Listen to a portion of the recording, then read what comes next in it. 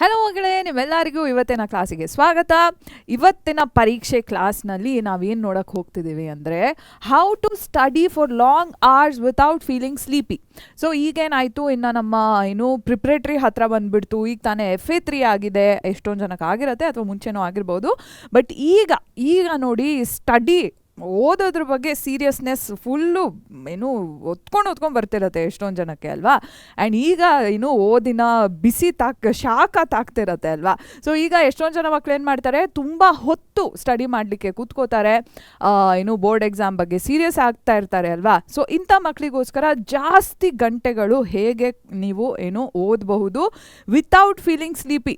ಈ ನಿದ್ರಾದೇವಿ ಆವರಿಸ್ಕೊಂಡ್ಬಿಡತ್ತೆ ಅಲ್ವ ಮಕ್ಕಳೇ. ಸೊ ಈ ನಿದ್ದೆನ ಮಾಡದಿರೋ ಹಾಗೆ ಆ್ಯಕ್ಟಿವ್ ಆಗಿ ತುಂಬ ಹೊತ್ತು ಹೇಗೆ ಓದ್ಬೋದು, ಇದ್ರ ಬಗ್ಗೆ ಒಂದಷ್ಟು ಟಿಪ್ಸ್ನ ನಾನು ಈ ವಿಡಿಯೋ ಅಂದರೆ ಈ ಕ್ಲಾಸಲ್ಲಿ ಹೇಳ್ತಿದ್ದೀನಿ ನಿಮಗೆ. ಆ್ಯಂಡ್ ಈ ಟಿಪ್ಸ್ ಏನಿದೆ, ಇದು ನಾನು ನನ್ನ ಲೈಫಲ್ಲಿ ಪರ್ಸ್ನಲಿ ಯೂಸ್ ಮಾಡಿರೋವಂಥದ್ದು. ಯಾಕಂದರೆ ನಾನು ಅಂಥ ಸ್ಟೂಡೆಂಟೇ. ನಾನು ಕೂಡ ಲಾಸ್ಟ್ ಮೂಮೆಂಟಲ್ಲೇ ಕೂತ್ಕೊಂಡು ಎಲ್ಲದನ್ನು ಓದ್ತಿದ್ದೆ. ಸೊ ನಾನು ಎಷ್ಟೊಂದು ಸತಿ ರಾತ್ರಿ ಇಡೀ 12 hours 13 hours ಕಂಟಿನ್ಯೂಸ್ ಆಗಿ ಓದಿದ್ದೀನಿ before the day of the exam. But ನೀವು ನಂತರ ಆಗಬೇಡಿ, ಇವತ್ತು ಈಗಲೂ ಇನ್ನೂ ಟೈಮ್ ಇದೆ. ಸೊ ಆರಾಮಾಗಿ ಓದಿ. ಬಟ್ ಜಾಸ್ತಿ ಹೊತ್ತು ಹೇಗೆ ಓದ್ಬೋದು ಅಂತ ನಾನು ಈ ವಿಡಿಯೋದಲ್ಲಿ ಹೇಳ್ಕೊಡ್ತೀನಿ. ಸೊ ನನ್ನ ಹೆಸರು ಹರ್ಷಿತಾ SS. ನಾನು ನಿಮ್ಮ ಪರೀಕ್ಷೆ ಚಾನಲಲ್ಲಿ ಬಯಾಲಜಿ ಹಾಗೂ ಕೆಮಿಸ್ಟ್ರಿಯ ಟೀಚರ್ ಆಗಿದ್ದೀನಿ. ಓಕೆ, ಸೊ ಫಸ್ಟ್ ಟಿಪ್ ಏನಂದರೆ, ಆದಷ್ಟು ಜಾಸ್ತಿ ಓದಲಿಕ್ಕೆ ಹೋಗಬೇಡಿ ಮಕ್ಕಳೇ. Okay, at least may be 2 hours 3 hours ಒಂದು ಕಡೆ ಕೂತ್ಕೊಂಡು ಓದೋದು ಓಕೆ. ಬಟ್ 6 hours 7 hours ಎಲ್ಲ ಒಮ್ಮಾಕ ಓದಿದ್ರೆ ಫುಲ್ ತಲೆ ಎಲ್ಲ ಚಿಟ್ಟಿಡ್ದು ಬಿಡುತ್ತೆ. ಸೊ ಬ್ರೇಕ್ಸ್ ತೊಗೊಂಡು ಓದಿ. ಮೇ ಬಿ 3 hours ಮಾರ್ನಿಂಗಲ್ಲಿ ಓದ್ತೀರಾ, 3 hours ಈವ್ನಿಂಗಲ್ಲಿ ಓದ್ತೀರಾ, ಆ ಥರ ಕೂಡ ಮಾಡ್ಬೋದು. ಅಥವಾ may be just 2 hours morning and 2 hours evening ಆ ಥರ ಓದಿದ್ರು ಮಾಡ್ಬೋದು.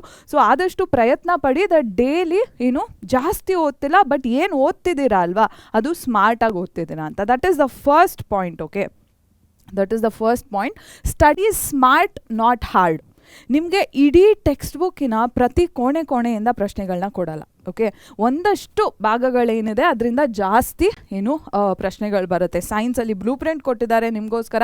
ಆ ಬ್ಲೂ ಪ್ರಿಂಟಲ್ಲಿ ಏನಂತ ಇದೆ, electricity, life processes, carbon and it's compounds, ಇದೆಲ್ಲ ಜಾಸ್ತಿ ವೇಟೇಜ್ 8 marks ವೇಟೇಜ್ ಇರುವಂಥ ಚಾಪ್ಟರ್ಸ್ ಆಯಿತಾ. ಅಂದರೆ ವಿದ್ಯುತ್ ಶಕ್ತಿ, ಜೀವಕ್ರಿಯೆಗಳು, ನಿಯಂತ್ರಣ ಮತ್ತು ಸಹಭಾಗಿತ್ವ ಏನಿದೆ ಇದು ಹೆಚ್ಚು ಅಂಕಗಳು ಇರುವಂತಹ ಅಧ್ಯಾಯಗಳಾಗಿದ್ದಾವೆ ಅಲ್ವಾ ಮಕ್ಕಳೇ. ಸೊ ಈ ಅಧ್ಯಾಯಗಳ ಮೇಲೆ ಪ್ರಾಮುಖ್ಯತೆ ಜಾಸ್ತಿ ಕೊಡಿ. ಓಕೆ, ಆ ಥರ ಸ್ಮಾರ್ಟಾಗಿ ಸ್ಟಡಿ ಮಾಡಬೇಕು.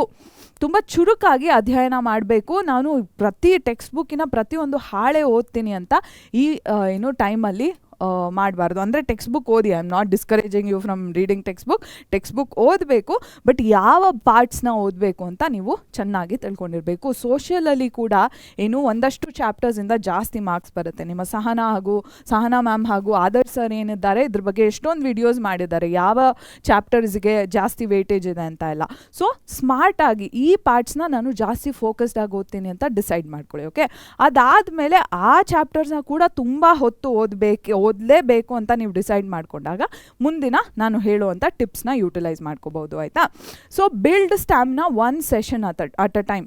ಸೊ ಒಂದೊಂದೇ ಸೆಷನ್, ನಾನು ಇವತ್ತು 3 ದಿನಕ್ಕೆ 10 ನಿಮಿಷ ಟೆಕ್ಸ್ಟ್ ಬುಕ್ ಇಟ್ಕೊಳ್ಳೋಳು, ನೆಕ್ಸ್ಟ್ ದಿನ ಆಗಲೇ ಹೋಗ್ಬಿಟ್ಟು ನಾನು 6 hours ಸ್ಟಡಿ ಮಾಡ್ತೀನಿ ಅಂದರೆ ಆಗಲ್ಲ. Okay, you have to build. ನೀವು ದಿನ ಆ ಸಾಮರ್ಥ್ಯ ಏನಿದೆ ಅದನ್ನು ನೀವು ಬಿಲ್ಡ್ ಮಾಡ್ಕೋಬೇಕು. ಓಕೆನಾ ಮಕ್ಕಳೇ, ಅದನ್ನು ನೀವು ಗಳಿಸ್ಕೋಬೇಕು ದಿನ. ಓಕೆನಾ. ಸೊ ಸ್ಟಾರ್ಟ್ ಮಾಡೋಣ. ಫಸ್ಟ್ ಟಿಪ್ ಏನು ಅಂತ ಎಲ್ಲ ನೋಡೋಣ ಮಕ್ಕಳ. ಆ್ಯಂಡ್ ಇದಕ್ಕಿಂತ ಮುಂಚೆ ನಾನು ಇನ್ನೂ 2 ವಿಡಿಯೋಸ್ ಮಾಡಿದ್ದೀನಿ. ಏನದ್ರ ಬಗ್ಗೆ, ನೀವು ಬೆಳಗ್ಗೆ ಬೇಗ ಹೇಗೆ ಹೇಳ್ಬೋದು ಅನ್ನೋದ್ರ ಬಗ್ಗೆ ವಿಡಿಯೋ ಮಾಡಿದ್ದೀನಿ. ಹಾಗೂ ಬೆಳಗ್ಗೆ ಎದ್ದಾಗ ನಿಮ್ಮ ಫಸ್ಟ್ ಪ್ರಾಕ್ಟೀಸ್ ಏನಿರಬೇಕು, ಬೆಳಗ್ಗೆ ಎದ್ದಾಗ ಚೆನ್ನಾಗಿ ಸ್ಟಡಿ ಮಾಡಬೇಕು ಅಂದರೆ ಫಸ್ಟ್ ನೀವು ಏನು ಮಾಡಬೇಕು ಅಂತ ಎಲ್ಲ ಹೇಳಿದ್ದೀನಿ ಆಯಿತಾ. ಆ ವಿಡಿಯೋಸ್ನ ಕೂಡ ನಾವು ಕೆಳಗೆ ಕಾಮೆಂಟ್ ಸೆಕ್ಷನಲ್ಲಿ ಪಿನ್ ಮಾಡಿರ್ತೀವಿ. ಸೊ ದಯವಿಟ್ಟು ಆ ವಿಡಿಯೋಸ್ನ ಹೋಗಿ ನೋಡಿ. ಈಗ ನಾವು ಬರೋಣ ನಮ್ಮ ಫಸ್ಟ್ ಟಿಪ್ಪಿಗೆ. This was very important. ನಾನು ಓದ್ತಿರ್ಬೇಕಾದ್ರೆ ಮಾತ್ರ ಇದು ತುಂಬಾ ಇಂಪಾರ್ಟೆಂಟ್ ಆಗಿರ್ತಿತ್ತು. ಅದಕ್ಕೆ ನಾನು ಇದನ್ನು ಫಸ್ಟ್ ಟಿಪ್ ಆಗಿ ಹಾಕಿದ್ದೀನಿ. What does it say? Study during your naturally most active time of the day. ನೀವು ನೈಸರ್ಗಿಕವಾಗಿ, ನೀವು ಸಾಮಾನ್ಯವಾಗಿ ಹೆಚ್ಚು ಸಕ್ರಿಯ ಇರ್ತೀರ ಅಲ್ವಾ. ಹೆಚ್ಚು ದೇಹದಲ್ಲಿ ಶಕ್ತಿ ಇರುತ್ತೆ, ತಲೆಯಲ್ಲಿ ಶಕ್ತಿ ಇರುತ್ತೆ, ಮೆದುಳಲ್ಲಿ ಶಕ್ತಿ ಇರುತ್ತೆ. ಆ ಥರ ಸಮಯ ಇರುತ್ತೆ. ದಿನದ್ದು ಒಂದು ಸಮಯದಲ್ಲಿ ನೀವು ಹೆಚ್ಚು ಕ್ರಿಯೆ ಮಾಡುವಂಥ ಸಾಮರ್ಥ್ಯ ಇರುತ್ತೆ ನಿಮ್ಮಲ್ಲಿ. At one point of the day you going to be very active. So choose that time to study. ನನಗಂತೂ I was a night owl. Okay, ನಾನು ಮಾರ್ನಿಂಗ್ ನಾನು ಎಷ್ಟು ಕಷ್ಟಪಟ್ರು ನನಗೆ ಎದ್ದೊಳಕ್ಕಾಗ್ತಿರ್ಲಿಲ್ಲ. ಬಟ್ ರಾತ್ರಿ ಎಷ್ಟೊತ್ತಾದರೂ ಏನೋ ಎದ್ದೇ ಇರ್ತಿದ್ದೆ. ಓಕೆ, 3 o'clock 4 o'clock 5 o'clock ಇಂದ ಮಾರ್ನಿಂಗ್ವರೆಗೂ ನಾನು ಎದ್ದಿರ್ತಿದ್ದೆ. ಬಟ್ ಬೆಳಗ್ಗೆ ಎದ್ದೊಳಕ್ಕಂತೂ ನನಗೆ ಆಗ್ತಾನೇ ಇರಲಿಲ್ಲ. ನಮ್ಮಮ್ಮ ಬಂದು ಎಬ್ಬಿಸ್ತಿದ್ರು, ಅಲಾರ್ಮ್ ಇಟ್ಕೋತಿದ್ದೆ, ನಾನು ನಾಯಿ ಬಡ್ಕೋತಿತ್ತು, ನನ್ನ ತಂದೆ ಬಂದು ಎಬ್ಬಿಸ್ತಿದ್ರು, ಯಾರ ಕೈಲೂ ಎಬ್ಸ್ಲಿಕ್ಕೆ ಆಗ್ತಿರ್ಲಿಲ್ಲ ನನ್ನ. So you have to choose that time of your day. ನಾನು ತುಂಬ ಓದ್ತೀನಿ, ಲಾಂಗ್ ಅವರ್ಸ್ ಸ್ಟಡಿ ಮಾಡ್ತೀನಿ ಅಂದರೆ you have to be very active during that study ಅಲ್ವಾ. So choose that kind of a day. ನಿಮಗೂ ಇರುತ್ತೆ, ಎಷ್ಟೊಂದು ಜನ ಮಾರ್ನಿಂಗಲ್ಲಿ ತುಂಬ ಆ್ಯಕ್ಟಿವ್ ಇರೋವಂಥವ್ರು ಇರ್ತಾರೆ. ಒಂದು ಕಪ್ ಕಾಫಿ ಟೀ ಕುಡಿದ್ಬಿಟ್ಟು ನಾನು 3 ಗಂಟೆಗೆ ಎದ್ರೂ ನಾನು ಓದ್ಕೋತೀನಿ ಅನ್ನೋ ಜನ ಕೂಡ ಇರ್ತಾರೆ. ನನಗೆ ಈ ಜನ ಅರ್ಥ ಆಗಲ್ಲ. ಬಟ್ ನೀವು ಅಂಥವ್ರು ಆಗಿದ್ದರೆ ದಯವಿಟ್ಟು ಚೂಸ್ ಮಾರ್ನಿಂಗ್ ಟು ಸ್ಟಡಿ. ಬೆಳಗ್ಗೆ ಅಧ್ಯಯನ ಮಾಡಲಿಕ್ಕೆ ನೀವು ಆಯ್ಕೆ ಮಾಡ್ಕೊಳ್ಳಿ. ಓಕೆನಾ. So this is very key, because ಆಗ ನಿಮ್ಮ ಬ್ರೈನಿಗೆ ಇನ್ಫಾರ್ಮೇಷನ್ನ ಅಬ್ಸಾರ್ಬ್ ಮಾಡ್ಕೊಳ್ಳೋಕ್ಕೆ ಜಾಸ್ತಿ ಕೆಪಾಸಿಟಿ ಇರುತ್ತೆ. ನಿಮ್ಮ ಮೆದುಳು ಏನಿದೆ ಇದಕ್ಕೆ ಮಾಹಿತಿನ ಹೀರ್ಕೊಳ್ಳಿಕ್ಕೆ ತುಂಬ ಸಾಮರ್ಥ್ಯ ಇರುತ್ತೆ, ಮಾಹಿತಿನ ಹಿಡಿದಿಟ್ಕೊಳ್ಳಿಕ್ಕೆ ತುಂಬ ಸಾಮರ್ಥ್ಯ ಇರುತ್ತೆ. ಸೊ ಇದನ್ನು ನೀವು ಅಡ್ವಾಂಟೇಜ್ ಆಗಿ ತಗೋಬೇಕು. Okay, next use the pomodoro technique. Okay, pomodoro technique ಏನು ಅಂತ ಎಷ್ಟೊಂದು ಜನ ಗೊತ್ತಿಲ್ಲದೆ ಇರ್ಬೋದು, ನಿಮಗೆ ನಾನು ಹೇಳ್ಕೊಡ್ತೀನಿ. ಪೊಮೊಡೋರೋ ಟೆಕ್ನಿಕ್ ಯಾವ ಬೇಸಿಸ್ ಮೇಲೆ ಕ್ರಿಯೇಟ್ ಮಾಡಿದ್ದಾರೆ ಅಂದರೆ, ಆ್ಯಕ್ಚುಲಿ ಎಷ್ಟೊಂದು ಸ್ಟಡೀಸ್ ಹೇಳಿದೆ ದಟ್ ನಮ್ಮ ಬ್ರೈನ್ ಏನಿದೆ ಅದು ಅಟ್ ಸ್ಟ್ರೆಚ್ ಒಂದೇ ಸಮ ಒಂದು 20 to 25 ನಿಮಿಷ ಮಾತ್ರ ಕಾನ್ಸಂಟ್ರೇಟ್ ಮಾಡಬಹುದು. ಒಂದು ಮಾಹಿತಿ ಮೇಲೆ ಒಂದು ಸೆಷನ್ನಲ್ಲಿ 20 to 25 ನಿಮಿಷ ನಮ್ಮ ಬ್ರೈನ್ ಕಾನ್ಸಂಟ್ರೇಟ್ ಮಾಡ್ಬೋದು. ಅದಾದಮೇಲೆ ಬ್ರೈನ್ ಅಬ್ಸಾರ್ಬ್ ಮಾಡ್ಕೊಳ್ಳುವಂಥ ಕೆಪಾಸಿಟಿ ಏನಿದೆ ಅದು ಕಡಿಮೆ ಆಗ್ತಾ ಹೋಗುತ್ತೆ. ಅಂದರೆ ಮೆದುಳಿಗೆ ಈ ಮಾಹಿತಿನ ಹಿಡಿದಿಟ್ಕೊಳ್ಳುವಂತಹ ಸಾಮರ್ಥ್ಯ ಏನಿದೆ ಅದು ಕಡಿಮೆ ಆಗ್ತಾ ಹೋಗುತ್ತೆ ಯಾವಾಗ 25 ನಿಮಿಷ ಆದಮೇಲೆ. ಓಕೆ, ಸೊ ಅದಕ್ಕೆ ನೀವೇನು ಮಾಡ್ತೀರಾ, ಯಾವುದೇ ಕಾನ್ಸೆಪ್ಟ್ನ ಓದಬೇಕಾದ್ರೆ ಅಥವಾ ಯಾವುದೇ ಟಾಸ್ಕ್ನ ಮಾಡಬೇಕಾದ್ರೆ ನಿಮ್ಮ ಬ್ರೈನ್ನ ಉಪಯೋಗಿಸ್ಕೊಂಡು ಯಾವುದೇ ಟಾಸ್ಕ್ನ ಮಾಡ್ತೀರಾ ಅಲ್ವಾ, ಸೊ ಅದನ್ನು ಫಸ್ಟು 20 to 25 minutes ಮಾಡಿಬಿಡ್ಬೇಕು. ಅದಾದಮೇಲೆ ಬ್ರೈನಿಗೆ ಬ್ರೇಕ್ ಬೇಕಾಗತ್ತೆ, ಬ್ರೈನ್ ಬ್ರೇಕ್ ಕೇಳುತ್ತೆ ಆ್ಯಂಡ್ ಬ್ರೈನ್ ರಿಫ್ರೆಶ್ ಆಗಬೇಕು. ಓಕೆನಾ. ಸೊ ಆಗ ಏನು ಮಾಡ್ತೀರಾ, 5 to 10 minutes ಬ್ರೇಕ್ನ ತೊಗೋತೀರಾ. ಇದು ಒಂದು ಬ್ಲಾಕ್ ಆಯಿತು. ಇದು ನಿಮ್ಮ ಫಸ್ಟ್ ಸ್ಟಡಿ ಸೆಷನ್ ಆಯಿತು. ಇದೇ ಥರ ಇನ್ನೊಂದು ಸೆಕೆಂಡ್ ಬ್ಲಾಕಲ್ಲಿ ಮಾಡ್ಕೋಬೋದು. 20 to 25 ನಿಮಿಷ ಓದಿದ್ಮೇಲೆ 5 to 10 ನಿಮಿಷ ಬ್ರೇಕ್ ತೊಗೋತೀರಾ. ಇದೇ ಥರ 3ನೇ ಸತಿ ಮಾಡ್ಬೋದು, 4ನೇ ಸತಿ ಮಾಡ್ಬೋದು, 5ನೇ ಸತಿ ಮಾಡ್ಬೋದು, ಎಷ್ಟು ಸತಿ ಆದರೂ ಮಾಡ್ಕೊಂಡು ಹೋಗ್ತಾ ಇರ್ಬೋದು. ಓಕೆನಾ ಮಕ್ಕಳ. ಅದೇ ನೀವೇನಾದರೂ ನಾನು 1.5 ಗಂಟೆ ಓದ್ತೀನಿ, 5 ನಿಮಿಷ ಬ್ರೇಕ್ ತೊಗೋತೀನಿ ಅಂದರೆ ನಿಮಗೆ ಮೇ ಬಿ ಒಂದೇ ಸತಿ ಮಾಡೋಕ್ಕಾಗ್ಬೋದು ಇದನ್ನು, ಅಥವಾ ಮ್ಯಾಕ್ಸಿಮಮ್ 2 ಸತಿ ಮಾಡ್ಬೋದು ಅಷ್ಟೇ. ನಿಮ್ಮ ಬ್ರೈನ್ ಎಕ್ಸಾಸ್ಟ್ ಆಗಿಬಿಡುತ್ತೆ. ನನಗೆ ಸಾಕು, ನಾನು ಇನ್ನೇನು ಮಾಹಿತಿ, ನಾನು ಏನು ಇನ್ಫಾರ್ಮೇಷನ್ ಇಟ್ಕೊಳ್ಳೋಕ್ಕಾಗಲ್ಲ, ಬಿಟ್ಬಿಡು ನನ್ನ ಅಂತ ದಮ್ಮಯ್ಯ ಅಂತ ಕೈ ಮುಗಿದ್ಬಿಟ್ಟು brain will give up. Okay, instead if you follow this technique, ಚಿಕ್ಕದಾಗಿ ಓದ್ತೀನಿ, ತುಂಬ ಎಫೆಕ್ಟಿವ್ ಆಗಿ ಓದ್ತೀನಿ, ಫೋಕಸ್ಡಾಗಿ ಓದ್ತೀನಿ, ಅದಾದಮೇಲೆ ಬ್ರೇಕ್ ತೊಗೋತೀನಿ ಅಂತ ಇಟ್ಕೊಂಡ್ರೆ ನೀವು 3, 4, 5 ಸತಿ 10 ಸತಿ ಇದನ್ನು ಮಾಡ್ಬೋದು. Okay, through out the study period. So ಇದೇ ಥರ ಮೇ ಬಿ 6 to 7 hours ನೀವು ಇದೇ ಸ್ಟೈಲಲ್ಲಿ ಓದ್ಕೊಂಡು ಹೋದರೆ you will study more effectively. ನೀವು ಜಸ್ಟ್ ಓದೋದು ಇಂಪಾರ್ಟೆಂಟ್ ಅಲ್ಲ. ನಾನು 1.5 ಗಂಟೆ ಮುಂದೆ ಬುಕ್ನ ಇಟ್ಕೊಂಡು ಓದ್ತಾನೇ ಇರ್ತೀನಿ, ಅದರಲ್ಲಿ ಏನು ಪ್ರಯೋಜನ ಇಲ್ಲ ಅಂದರೆ there is no point to it. ಫೋಕಸ್ಡಾಗಿ ಓದಬೇಕಾದ್ರೆ ನೋಟ್ಸ್ ಮಾಡ್ಕೋಬೇಕು, ಓದಬೇಕಾದ್ರೆ ಟೆಸ್ಟ್ಗಳನ್ನ ತೊಗೋಬೇಕು, ಅದನ್ನು ಹೇಳ್ತೀನಿ ಮುಂದೆ. You have to know to study effectively. ನೀವು ಚೆನ್ನಾಗಿ ಉಪಯೋಗ ಆಗುವಂಥ ಅಧ್ಯಯನ ಮಾಡಬೇಕು. ಆಯಿತಾ. ಸುಮ್ಮನೆ ನಾನು ನಮ್ಮ ತಾತನ ರಾಮಾಯಣ ಕತೆ ಓದ್ಕೊಂಡು ಹೋಗ್ತೀನಿ ಅನ್ನೋಂಗೆ ಓದ್ಕೊಂಡು ಹೋಗೋದಲ್ಲ. ಓಕೆ, ಸೊ ಅದ್ರ ಮೇಲೆ ಫೋಕಸ್ ಮಾಡಿ. Next, remove sleep triggers. This is important. ನಿಮಗೆ ನಿದ್ದೆ ಕೊಡುವಂಥ ಯಾವುದೇ ವಿಧಾನ ಆಗಿರಲಿ ಅದನ್ನು ತೆಗೆದಾಕ್ಬಿಡ್ಬೇಕು. ಯಾವುದೇ ಯಂತ್ರ ಆಗಿರಲಿ, ಯಾವುದೇ ರೀತಿಯ ಹಾಡಾಗಿರಲಿ, ಏನಾಗಿರಲಿ ಅದನ್ನು ತೆಗೆದಿಡಬೇಕು. ಏನು ಮಾಡ್ತೀರಾ, ಅದಕ್ಕೆ ಫೋನನ್ನು ಹತ್ತಿರ ಇಟ್ಕೋಬಾರ್ದು. ಬಿಕಾಸ್ ಪ್ರಾಬ್ಲಮ್ ಏನಾಗುತ್ತೆ, ಫೋನ್ ಹತ್ತಿರ ಇದ್ದಾಗ ಫೋನನ್ನು ಸ್ಕ್ರೋಲ್ ಮಾಡ್ಬೇಕನ್ಸತ್ತೆ, ಸ್ಕ್ರೋಲ್ ಮಾಡ್ತಾ ನಿದ್ದೆ ಬರುತ್ತೆ. ಓಕೆನಾ. ನಾನಂತೂ ನಾನು I am a victim of social media. So ನಾನು ಕೂಡ ಅದೇ ಮಾಡ್ತೀನಿ. ಫೋನ್ ಇನ್ಸ್ಟಿಂಕ್ಚುವಲಿ ಏನು ಮಾಡುತ್ತೆ, ಬ್ರೈನ್ ಪವರ್ನ ಕಡಿಮೆ ಮಾಡ್ತಾ ಹೋಗುತ್ತೆ. ಓಕೆನಾ ಮಕ್ಕಳ, ಇನ್ವೇರಿಯಬ್ಲಿ ಇನ್ಸ್ಟಿಂಕ್ಚುವಲಿ. ಬಟ್ ಎನಿವೆ ಫೋನು ನಿಮ್ಮ ಬ್ರೈನ್ ಪವರ್ನ ಕಡಿಮೆ ಮಾಡುತ್ತೆ, ಬ್ರೈನ್ನ ಲ್ಯಾಗ್ ಮಾಡೋ ಹಾಗೆ ಮಾಡುತ್ತೆ. ಸೊ ಏನು ಮಾಡ್ತೀರಾ, ನೀವು ಓದಬೇಕಾದ್ರೆ ಫೋನ್ನ ಹತ್ತಿರ ಇಟ್ಕೋಕೂಡ್ದು. Okay, avoid sugar. ಇದಕ್ಕೆ ಸೈಂಟಿಫಿಕ್ ಒಂದು ಬ್ಯಾಕಪ್ ಹೇಳ್ಬೋದು ನಾನು. ಏನಂದರೆ ಶುಗರ್ ಅಂದರೆ ಸಕ್ಕರೆ ಅಂದರೆ ಬರೀ ಸಕ್ಕರೆ ತಿಂತಿರೋದು ಅಂತ ಅಲ್ಲ. ನೀವು ಜಾಸ್ತಿ ಏನು ರೈಸ್ ಇರೋವಂಥ ಊಟ ಮಾಡಲಿ, ಅಥವಾ 4-5 ಚಪಾತಿ ಒಂದೇ ಸಮ ತಿಂತೀನಿ ಅಂದ್ಕೊಳ್ಳಿ, ಅಥವಾ ತುಂಬ ಹೆವಿ ಮೀಲ್ಸ್ನೆಲ್ಲ ತಿಂದಾಗ ನಿಮ್ಮ ಬಾಡಿ ಏನು ಮಾಡುತ್ತೆ, ಏನು ಡೈಜೆಷನಿಗೆ ತುಂಬ ಎನರ್ಜಿನ ಯುಟಿಲೈಸ್ ಮಾಡಿಬಿಡುತ್ತೆ. ಆ್ಯಂಡ್ ನಿಮ್ಮ ಬ್ಲಡ್ ಫ್ಲೋ ಎಲ್ಲ ಡೈಜೆಷನ್ ಕಡೆಗೆ ರೀಡೈರೆಕ್ಟ್ ಆಗಿಬಿಡುತ್ತೆ. ಆಯಿತಾ? ಆಗ ಬ್ರೈನಿಗೆ ಆ್ಯಕ್ಟಿವ್ ಆಗಿರೋಕ್ಕೆ ಕಷ್ಟ ಆಗುತ್ತೆ. ಓಕೆನಾ? ಅಂದರೆ ಜೀರ್ಣಕ್ರಿಯೆಗೆ ಹೆಚ್ಚು ಊಟ ತಿಂದಾಗ, ಗಡತ್ತಾಗಿ ನೀವು ಊಟ ಮಾಡಿದಾಗ ಏನು ಜೀರ್ಣಕ್ರಿಯೆ ಕಡೆಗೆ ನಿಮ್ಮ ದೇಹದ ಏನು ಪ್ರಯತ್ನ ಎಲ್ಲ ಹೊಟ್ಟೋಗ್ಬಿಡುತ್ತೆ. ರಕ್ತದ ಹರಿವಾಗಿರಲಿ ಅಥವಾ ಶಕ್ತಿ ಆಗಿರಲಿ, ಅದೆಲ್ಲ ಜೀರ್ಣಕ್ರಿಯೆ ಕಡೆಗೆ ಹೋದಾಗ ನಿಮ್ಮ ಮೆದುಳಿಗೆ ಸಕ್ರಿಯವಾಗಿರಲಿಕ್ಕೆ ಕಷ್ಟ ಆಗುತ್ತೆ. ಓಕೆನಾ ಮಕ್ಕಳ? ಸೊ ಅದಕ್ಕಾಗಿ ನೀವು ಹೆವಿ ಮೀಲ್ಸ್ ತಿನ್ನಬಾರ್ದು. ತುಂಬ ಮಿಲ್ಕ್ ಶೇಕ್ ಕುಡಿದ್ಬಿಟ್ಟು ಓದ್ತೀನಿ, ಅಥವಾ ಏನು ತುಂಬ ಆಲೂ ಪರಾಟ ಎಲ್ಲ ತಿಂದ್ಬಿಟ್ಟು ಓದ್ತೀನಿ ಅಂತ ಮಾಡ್ಲಿಕ್ಕೆ ಹೋಗಬೇಡಿ. ಲೈಟ್ ಮೀಲ್ಸ್ ತಿನ್ನಿ. Okay? Light meals may be ಅವಲಕ್ಕಿ ಆಗಿರ್ಬೋದು, ಅಥವಾ ಫ್ರೂಟ್ ಜ್ಯೂಸ್ ಕೂಡ ಸಕ್ಕರೆ ಹಾಕ್ದಿರೋ ಹಂಗೆ ಇರುವಂಥ ಯಾವುದಾದ್ರೂ ಫ್ರೂಟ್ ಜ್ಯೂಸ್ ಇರ್ಬೋದು. ಈ ರೀತಿಯ ಲೈಟ್ ಮೀಲ್ಸ್ನ ತೊಗೊಳ್ಳಿ. ಓಕೆನಾ? ಇಡ್ಲಿ ದೋಸೆ ಆಗಿರ್ಬೋದು. ಸೊ ಈ ರೀತಿಯ ಲೈಟ್ ಮೀಲ್ಸ್ ತೊಗೊಳ್ಳಿ. ಆ್ಯಂಡ್ ಫೋನನ್ನು DND ಹಾಕ್ಬಿಡಿ. ಓಕೆ? ಫೋನು ಡಿಸ್ಟರ್ಬ್ ಮಾಡ್ದಿರೋ ಹಾಗೆ ಸೈಲೆಂಟ್ ಮೋಡಲ್ಲಿ ಹಾಕಿಬಿಟ್ಟು ಫೋನನ್ನು ನಿಮ್ಮಿಂದ ದೂರ ಇಟ್ಬಿಡಿ. ಓಕೆನಾ ಮಕ್ಕಳ? ನೆಕ್ಸ್ಟ್ ಏನು ಮಾಡ್ತೀರಾ? Switch study methods often. This is very important. ಅಂದರೆ ನೀವು ಅಧ್ಯಯನ ಮಾಡುವಂತಹ ರೀತಿನ ಬದಲಾಯಿಸ್ತಾ ಇರಿ. ನಾನು ಹೇಳಿದೆ 25 ನಿಮಿಷ ಒಂದು ಬ್ಲಾಕ್ ಆಗುತ್ತೆ, ಇನ್ನೊಂದು 25 ನಿಮಿಷ 2ನೇ ಬ್ಲಾಕು, ಇನ್ನೊಂದು 25 ನಿಮಿಷ 3ನೇ ಬ್ಲಾಕು. ಸೊ ಪ್ರತಿಯೊಂದು ಬ್ಲಾಕಲ್ಲಿ ನೀವು ಸ್ಟಡಿ ಮಾಡಬೇಕಾದ್ರೆ ಈದರ್ 2 ವೇಸ್ ಇದೆ. ಆಯಿತಾ? ನಿಮ್ಮ 2 ಅಂದರೆ ಸೆವೆರಲ್ ವೇಸ್ ಇದೆ. ಇದರಲ್ಲಿ 2 ವೇಸ್ನ ನಾನು ನಿಮ್ಗೆ ಹೇಳ್ಕೊಡ್ತೀನಿ. Maybe if you are studying life processes, ನಾನು ಯಾವಾಗಲೂ ಲೈಫ್ ಪ್ರಾಸೆಸಸ್ ಅಂತೀನಿ ಅಲ್ವಾ? ಬೇಡ, ಈ ಸತಿ ಎನ್ವೈರ್ನ್ಮೆಂಟ್ನ ತೊಗೊಳ್ಳೋಣ. ಓಕೆ? ಅಂದರೆ ಯಾವುದಪ್ಪ ಇದು? ನಮ್ಮ ಪರಿಸರನ ತೆಗೆದುಕೊಳ್ಳೋಣ. ಆಯಿತಾ? ಸೊ ಮೊದಲನೇ 25 ನಿಮಿಷದಲ್ಲಿ ಏನು ಮಾಡ್ತೀರಾ? ಒಂದು ಟಾಪಿಕ್ನ ಓದ್ತೀರಾ, ಮೇ ಬಿ ಓಝೋನ್ವರೆಗೂ ಓದ್ತೀರಾ. ಆಯಿತಾ? ನೆಕ್ಸ್ಟ್ 25 ನಿಮಿಷದಲ್ಲಿ ಏನು ಮಾಡ್ತೀರಾ?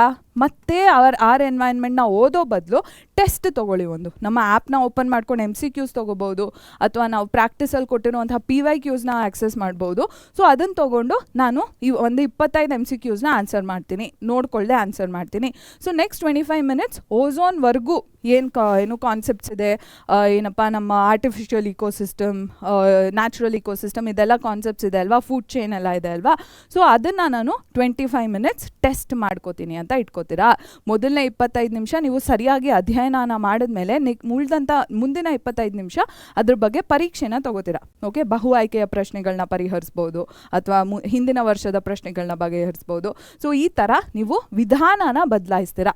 ಇನ್ನೊಂದು ರೀತಿ ಏನು ಮಾಡ್ಬೋದು ಅಂದರೆ, ಮೊದಲನೇ 25 ನಿಮಿಷ ನಾನು ಸೈನ್ಸ್ನ ಓದ್ತೀನಿ, ನೆಕ್ಸ್ಟು 25 ನಿಮಿಷ ಸೋಷಲ್ನ ಓದ್ತೀನಿ. ಓಕೆ?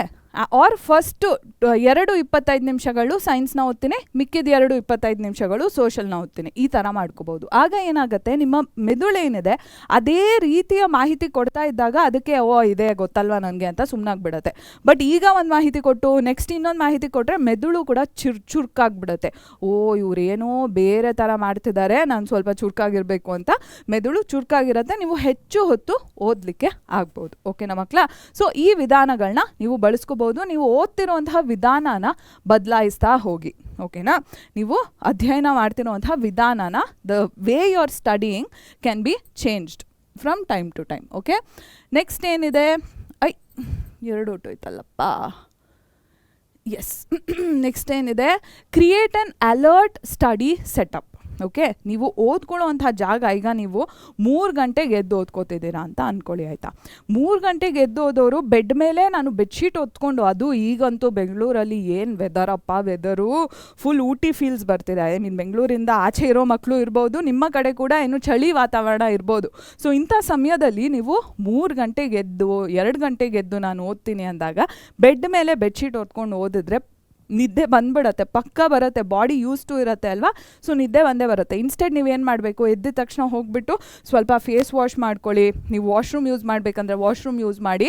ಆ್ಯಂಡ್ ಆಚೆ ಬೆಡ್ಡಿಂದ ಸ್ವಲ್ಪ ದೂರ, ಎಲ್ಲರ ಹತ್ರನೂ ಡೆಸ್ಕು ಟೇಬಲ್ ಇರುತ್ತೆ ಅಂತ ನಾನು ಹೇಳಲಿಕ್ಕಾಗಲ್ಲ. ಸೊ ನೆಲದ ಮೇಲೆ ಕೂತ್ಕೊಳ್ಳಿ, ಚಾಪೆ ಹಾಕ್ಕೊಂಡು ಬೆಡ್ನಿಂದ ದೂರ ಸ್ವಲ್ಪ ನೆಲದ ಮೇಲೆ ಕೂತ್ಕೊಂಡು ನೀವು ಓದಬೇಕು.